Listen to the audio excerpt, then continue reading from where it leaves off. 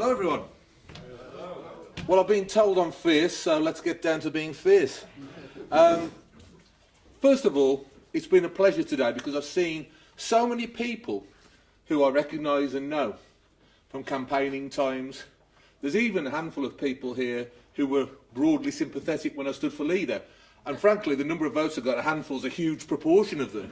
So that's good to see. There's also so many people when I supported John in his last tilt at the UKIP leadership, so many more. And frankly, had he won, what a different party UKIP would have been. And I still am very, very sad that that didn't happen. It was a very noble campaign from a very noble man. And I congratulate you, John, on what you've gone on to do. Now we have things in common. I still remain with the previous party, although I'm not allowed to say that I'm a UKIP MEP anymore. I have had the whip withdrawn by our leader, which is his right. So I am an MEP who happens to be a member of UKIP. It's a very important distinction. And I work within a group called the EFDD, which is a group of allies in the European Parliament.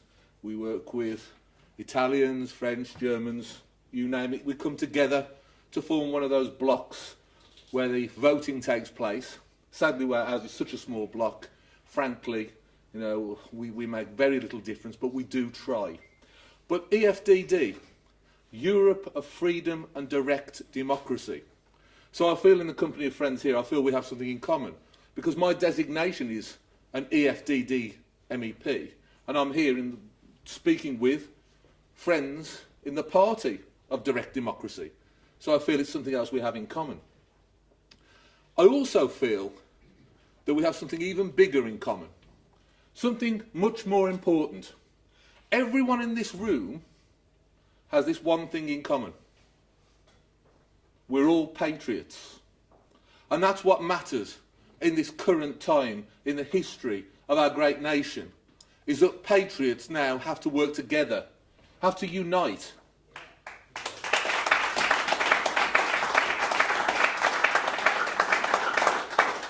Because, ladies and gentlemen, treason is being committed against our country.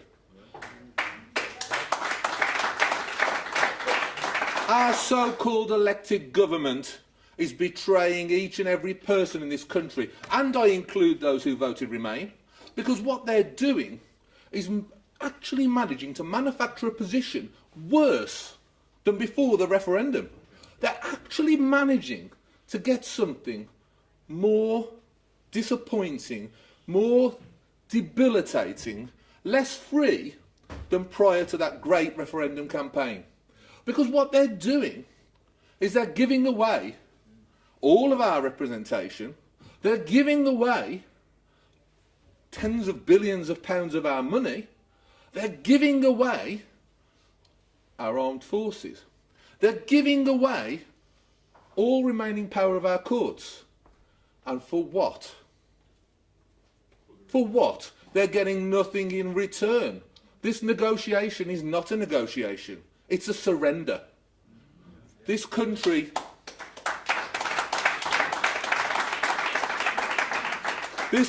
fought in the Second World War against all of the odds, and I'm mentioning this because I'm going to come on to something in a bit about this. Against all of the odds, and what did that great man say? Churchill, never, never surrender. We've won a referendum, and our government has taken that as the cue to surrender. This is through the looking glass. This is a world gone mad. And this is something that we can and must oppose. We have the ability to do this, but we can only do it if certainly between now and the end of March, we work together.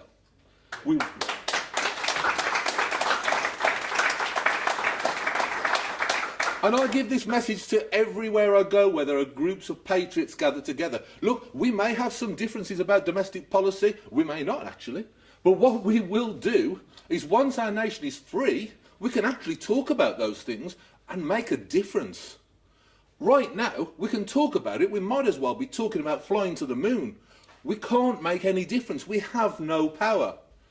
After we're free from the EU, properly free, truly free, then we can start to apply the radical changes that so many of us want to see.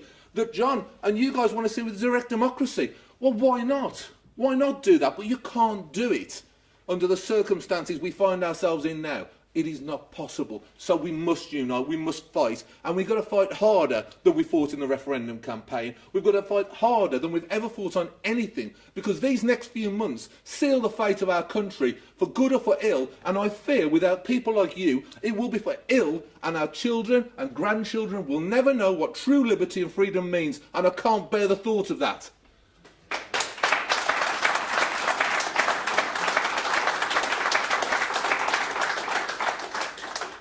Now, why did I come to this feeling?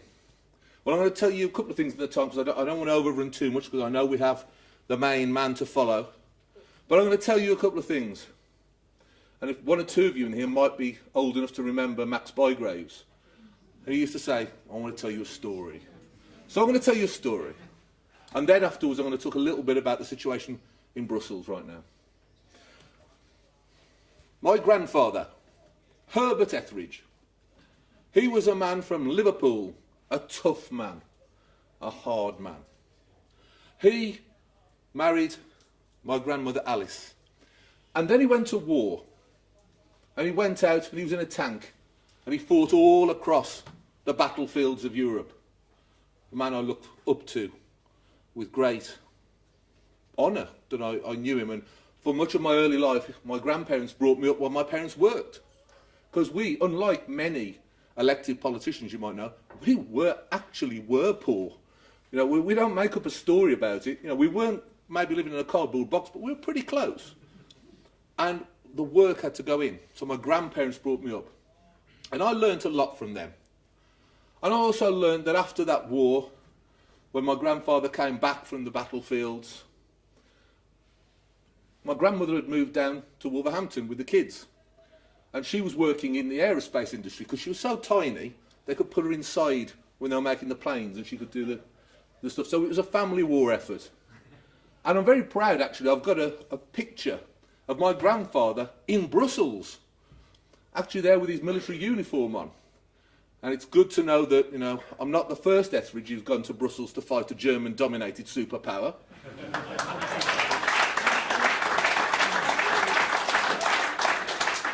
But hopefully I'll have to be the last. Now, what happened during that time was my grandfather and grandmother settled in Wolverhampton, council house estate. Grandfather was working in a factory.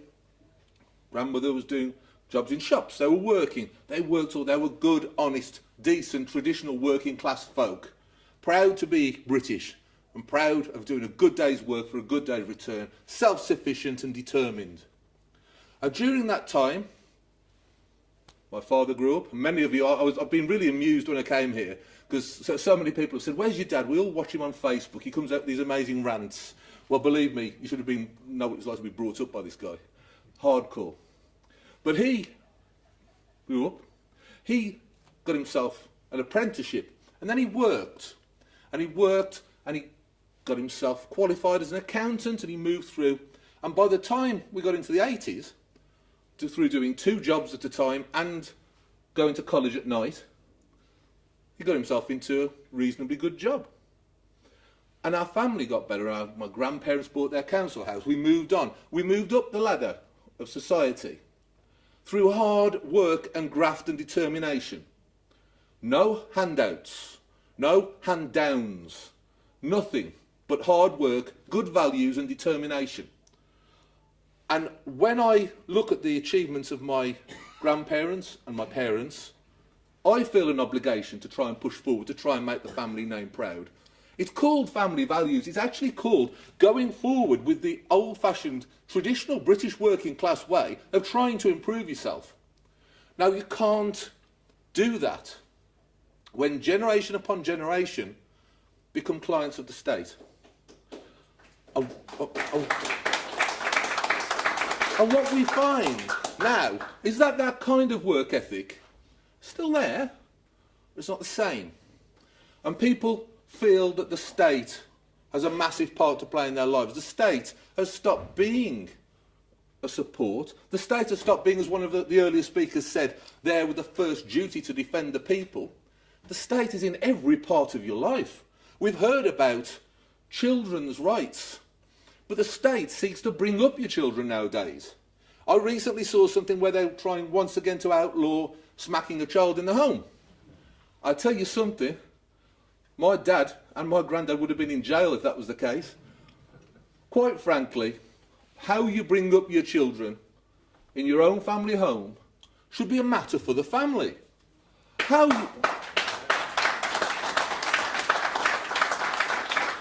you live your life should be a matter for you. As long as you live a life that is productive and harms no one and is not breaking the reasonable laws of the land, why not be allowed to get on with it and better yourselves and work harder and get somewhere in life? Now, that is against everything that the EU stands for. Because the EU is a construct of the corporatist elite. The EU wishes to create homogenous peoples across Europe who all work for the same conditions, who all want to buy the same things, who all live in the same very multicultural, diverse places where there's no national identity. That's what the EU wants, because of course it's a whole lot easier for global corporations to work across this large area if everyone's the same. But if everyone's the same, then where is that individual drive? Where is that desire for betterment? If everyone thinks, well, this is my lot in life. I'm going to go to work in these set conditions, the same as everywhere else. I'm going to work with people from different countries. They all come here as well. We're all working along the same route. We've got no local identity, no national identity, no pride in our own culture. If everyone's like that, we've lost. We've lost everything. I'm so pleased when I talk to French people in the European Parliament and Swedish people. They've got their own cultures and identity, and it's great to talk to them. I love to visit their countries and talk to them. We have our own distinctive identity, and our identity should be one where we are actually a very tolerant and relaxed people, but we allow people to get on with what they want without the government on their back, without the state telling them how to live. And we make this, once again, the greatest nation on earth to live in. And I would be delighted to see queues of people wanting to come here because it's the best place to be. Not because some corporations said they've got to come here and work for a state-funded minimum wage, because they can get on and do better, like our own people should be seeking to get on and do better. But we are being suppressed, held down. We are not free. If you think you're free, disagree with the state. Disagree with the status quo and see what happens. You'll find that there's a glass ceiling applying to all of us. We've got to break it. Now, how do we break it? We start by dismantling and destroying the state apparatus of control.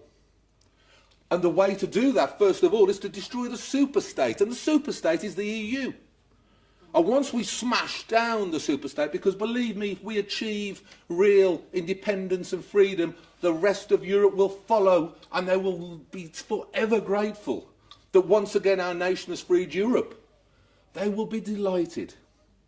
If we are crushed by our own treasonous, treacherous, lying, deceitful government, then other nations will look on and say, if Great Britain and Northern Ireland can't do this, who can? We are the battlefield once again. This is the turning point in European history. Now, we could surrender. We could give up. We could say, oh, Theresa May's doing the best she can. She's going to get us some kind of deal, some kind of arrangement, because we can't cope on our own. Because the last I saw, there were something over 130 countries outside of the EU, and they seem to be doing quite well.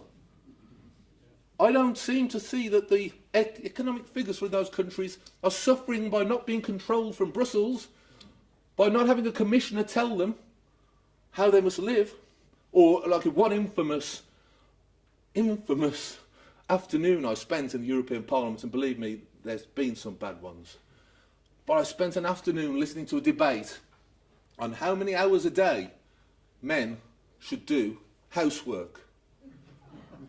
This debate lasted for 3 hours. And apparently, if a man doesn't do his share of housework, it's tantamount to domestic abuse.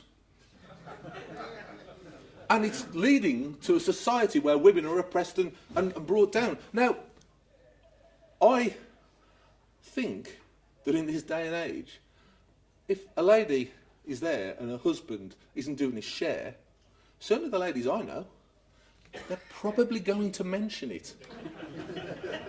I don't think they need a rule or an EU arrest warrant issuing on their husband to say that he's been a naughty boy and not done the dishes. And yet 3 hours was spent on this. 3 hours of 700 MEPs and all their staff and all of the bureaucracy of the European Parliament spent discussing this. That's just one example. Last week in Strasbourg, something even more concerning, where a bill was put through controlling the rights of what people can say and do on the internet. They're clamping down. And the good old British Conservative and Labour Party, well, they either sit on their hands or they vote with them. Because no matter what they say at home, once they're in Brussels, they go native. That's who they are. The only way to make a difference, and I say this as someone who goes out to Brussels and Strasbourg, and truly, I flog my guts out trying to make a difference. I shout, I scream, I stamp, I roar, I vote the wrong ways, I fight them at every possible turn. And you know what? Coming towards the end of 4 years of doing this, you know what difference it makes? None. The only thing that makes a difference is when you guys and everyone out there and everyone across the West Midlands and everyone across the South and everyone across the whole of these British Isles stand up and say, we're mad as hell, we're not going to take this anymore, and to hell with you, we're going to fight for our independence, we're going to stand our ground, and we will never ever surrender. That's the only answer.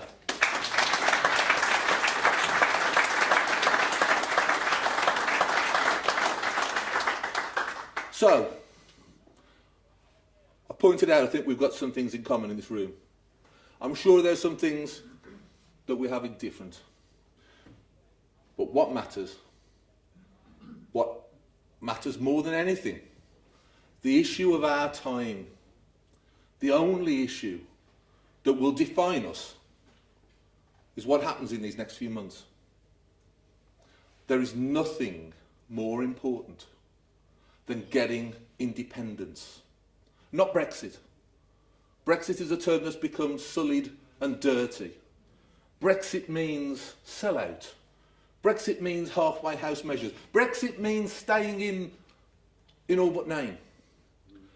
What we must have is full independence. They might call us a Brexit extremist or a hardcore or going for a hard Brexit. I don't care. We're independent or we're subservient. There is no middle ground. That is all there is. Now, we must decide. We must decide. All groups like this, all members of political parties, all people who are just interested in our country, every citizen of this country must decide what's it to be. Surrender or freedom? Freedom. Freedom. Independence or subservience? Independence. And we must go out there and talk to everyone we can find and get out there in the streets, the pubs, the market stalls and tell these people, wake up, wake up. The time is here, the time is now. We fight for our nation, we fight for our independence, we fight for our freedom, and we will never, ever surrender. Thank you.